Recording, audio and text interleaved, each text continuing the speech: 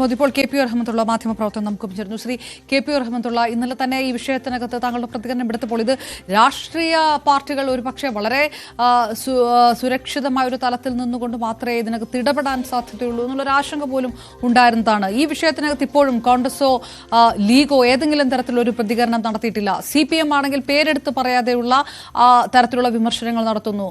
BJPയെ സംബന്ധിച്ചിടത്തോളം അത് ഒരു കൃത്യമായിട്ടുള്ള ഒരു പ്ലാറ്റ്ഫോം കൂടിയാണ് വലിയ വിമർശനങ്ങൾ ഉന്നയിക്കാൻ, വോട്ട് ബാങ്ക് പൊളിറ്റിക്സ് ആണ് എന്ന ആരോപണം ഉന്നയിക്കാൻ.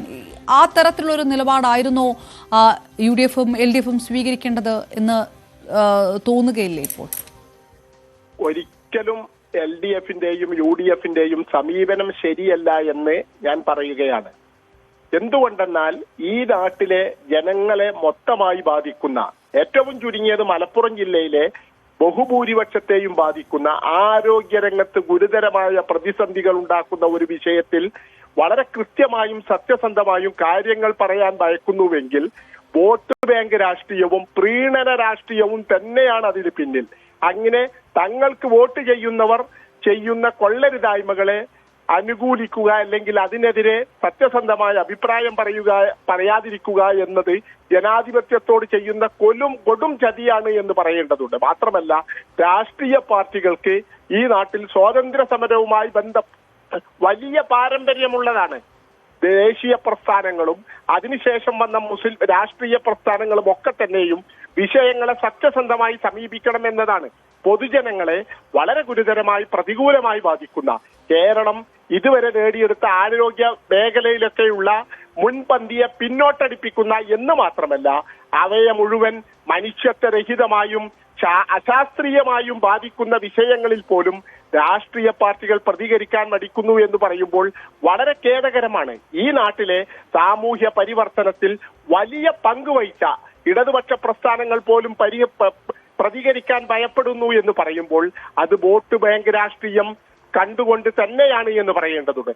മാത്രമല്ല, മുസ്ലിം ലീഗിന് ഇക്കാര്യത്തിൽ ഏറെ ഉത്തരവാദിത്തമുണ്ട് എന്ന് വളരെ ഒരു മാധ്യമ പ്രവർത്തകൻ എന്ന നിലയിൽ തന്നെ ഞാൻ പറയുകയാണ്.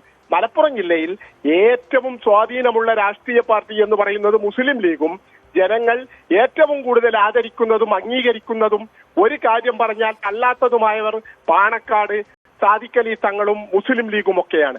അതുകൊണ്ട് തന്നെ മലപ്പുറം ജില്ലയെ ഏറ്റവും ഗുരുതരമായി ബാധിച്ചുകൊണ്ടിരിക്കുന്ന ഒരു പ്രശ്നത്തിൽ അവർ മൗനം പാലിക്കുന്നുവെങ്കിൽ, അവർ പ്രതികരിക്കുന്നില്ല എങ്കിൽ അതിനർത്ഥം അവരുടെ വോട്ട് ബാങ്ക് രാഷ്ട്രീയവും രാഷ്ട്രീയ ലക്ഷ്യങ്ങളുമാണ്.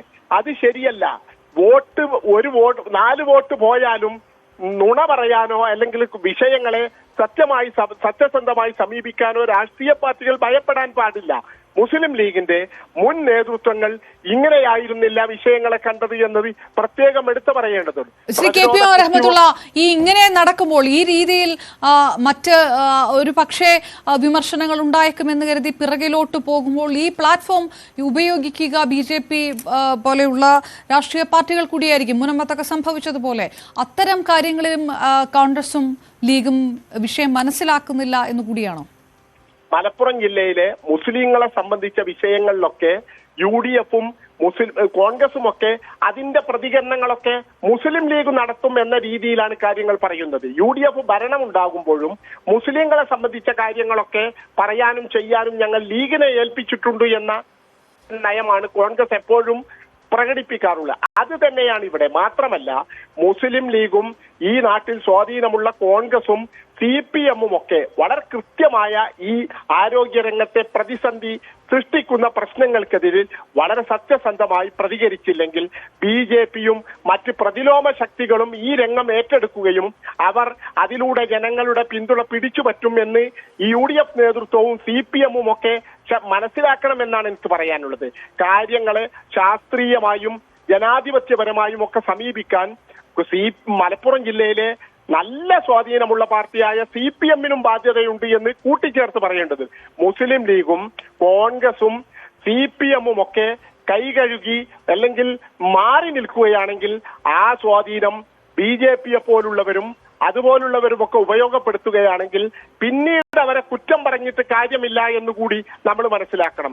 എല്ലാ മേഖലയിലും വളരെ സത്യസന്ധമായും സുതാര്യമായും വസ്തുതാപരമായും ശാസ്ത്രീയമായുമുള്ള പ്രതികരണങ്ങൾ രാഷ്ട്രീയ പാർട്ടികളുടെ ഭാഗത്തു നിന്നുണ്ടായേ പറ്റൂ. ഈ ജില്ലയിലെ ജനങ്ങൾ വിശ്വാസമർപ്പിക്കുന്ന രാഷ്ട്രീയ പാർട്ടികൾ അതിന് തയ്യാറാകണം എന്ന് തന്നെയാണ് എനിക്ക് അടിവരയിട്ട് പറയാനുള്ളത്. അതിൽ CPM-ന്റെ നിലപാട് കൂടി വിമർശിക്കപ്പെടേണ്ടതാണ്. കാരണം പേരെടുത്ത് പറയാതെ വിമർശിക്കുമ്പോൾ അതൊരു പ്രഹസനം മാത്രമായി മാറുകയും ചെയ്യുന്നു അല്ലെ? CPM കുറെ കാലമായി കേരളത്തിൽ 3 മേഖലകളിൽ 3 തരം രാഷ്ട്രീയമാണ് പ്രകടിപ്പിക്കുന്നത് എന്ന് നമ്മൾ പ്രത്യേകം അടിവരയിട്ട് മനസ്സിലാക്കണം. മലബാറിൽ മുസ്ലിം പ്രീണനം എന്നത് CPM അവരുടെ അജണ്ടയായി തീരുമാനിച്ചിരിക്കുന്നു എന്നതാണ്. അതിന്റെ ഭാഗം തന്നെയാണ് ഇവിടെ പ്രതികരിക്കാൻ മടിക്കുന്നത് എന്ന് നമ്മൾ മനസ്സിലാക്കണം.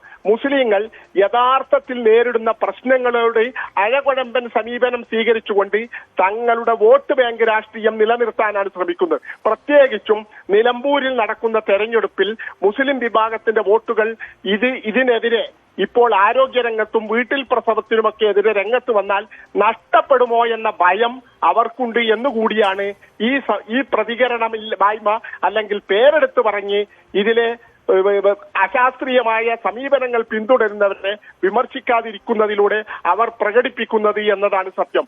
ഒരിക്കലും CPM-നെ പോലെ ജനങ്ങളുടെ പൾസറിഞ്ഞ് പ്രതികരിക്കേണ്ട ഒരു രാഷ്ട്രീയ പാർട്ടിക്ക് ഈ സമീപനം ഭൂഷണമല്ല എന്നുകൂടി ഞാൻ പറഞ്ഞു വെക്കുന്നു. റൈറ്റ്, തീർച്ചയായിട്ടും വളരെ നന്ദി ശ്രീ KP റഹ്മത്തുള്ള.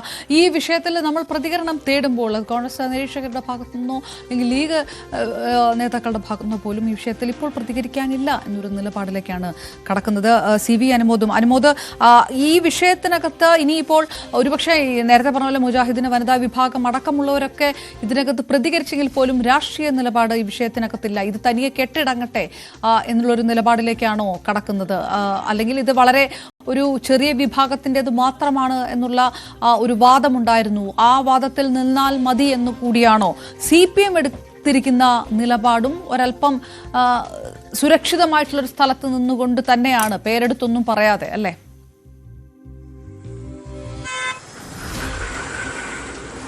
അവർ വളരെ കൃത്യമാണ് നിരീക്ഷണം. കാരണം ഇത്തരത്തിൽ ഒരു വിഷയത്തിൽ ഏതെങ്കിലും ഒരു ശക്തമായ അഭിപ്രായം പറഞ്ഞ് ഇത് ഒരു വിഭാഗത്തിനെ മുഴുവൻ വിമർശിക്കുന്ന തരത്തിലേക്കൊരു സാഹചര്യം തീർക്കേണ്ട എന്നുള്ള നിലപാട് തന്നെയാണ് ഇടതുപക്ഷത്തിനും വലതുപക്ഷത്തിനും അതുപോലെ മറ്റ് സാമുദായിക സംഘങ്ങൾക്കൊക്കെ.